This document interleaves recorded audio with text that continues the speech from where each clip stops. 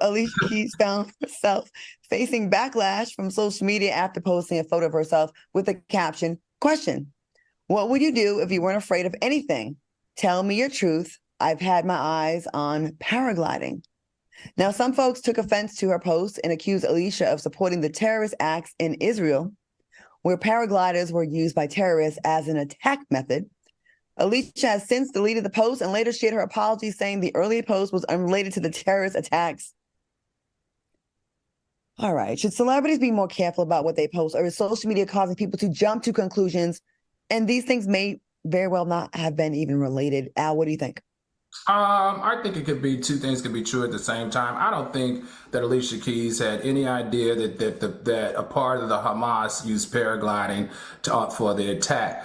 Because what we found out from this story is that Alicia Keys and Swiss Beats, their home in San Diego, is next door to a paragliding company, and she's always wanted to go over there and experience it. So it just happened that the analogy was taken the wrong way by some people. All right. Key, what do you think about this? They tripping or not?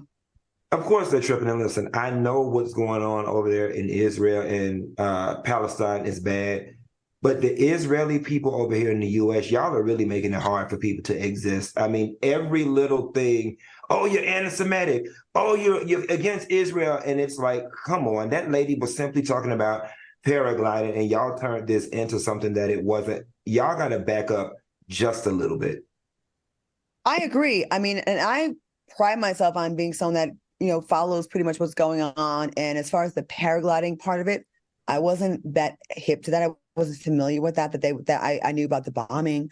I knew about that, but I didn't know about the paragliding. So let's not assume the worst every single time someone posts something, and some things aren't related to what offends you.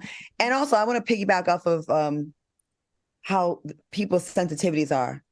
It's gotten to a point where people are penalizing people that have empathy for babies that are Palestinian if they get injured, that we're not supposed to have any empathy for them because they're the ones that started the attack at the music festival, just disregarding the history of what led to this, right?